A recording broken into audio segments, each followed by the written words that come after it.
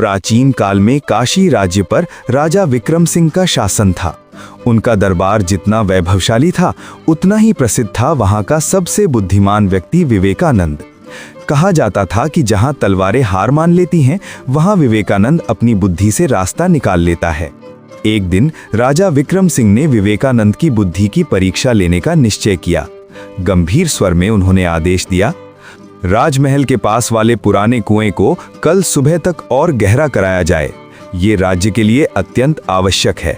विवेकानंद ने शांत भाव से सिर झुकाया और बोला, महाराज निश्चिंत रहें, कल सुबह तक ये कार्य पूरा हो जाएगा, लेकिन इसके लिए मुझे कुछ स्वर्ण मुद्राओं की आवश्यकता होगी।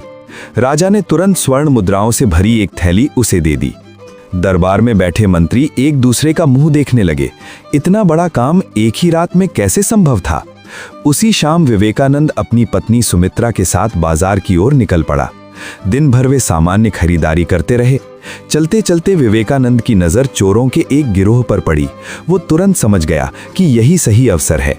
उसने जानबूझकर ऊंची आवाज में पत्नी से कहा, सुमित्रा, याद रखना, कल सुबह हम राजमहल के पास वाले कुएं में छुपा खजाना निकालेंगे। चोरों ने ये बात सुन ली। उनके चेहरे लालच से चमक उठे। वे आपस में फुसफुसाने लगे, अगर कुएं में खजाना है तो आज ही रात उसे निकालना चाहिए। आधी रात होते ही सभी चोर चुपके से कुएं पर पहुंचे और खुदाई शुरू कर दी। पूरी रात वे मिट्टी खोदते रहे। हाथ थक गए, शरीर जवाब देने लगा, लेकिन खजाने की लालच ने उन्हें रुकने नहीं दिया। सुबह की पहली किरण के साथ ही चोर हताश हो गए। कुएं में खजाने का नामो निशान तक नहीं था। थके हारे और निराश होकर वे वहां से भाग निकले। उधर सुबह विवेकानंद राजा के दरबार में उपस्थित हुआ। राजा जब कुएं के पास पहुंचे तो देखकर आश्चर्यचकित रह गए। कुआं पहले से कहीं अधिक गहरा हो चुका था। तब विवेकानंद ने पूरी योजना राजा को बता दी। राजा विक्रम सिंह ये सुनकर प्रसन्नता से हंस पड़े और बोले, तुमने बिना किसी को हानि पहुंचाए राज्य का कार्य भी करवा लिया और चोरों को सबक भी सिखा दिया।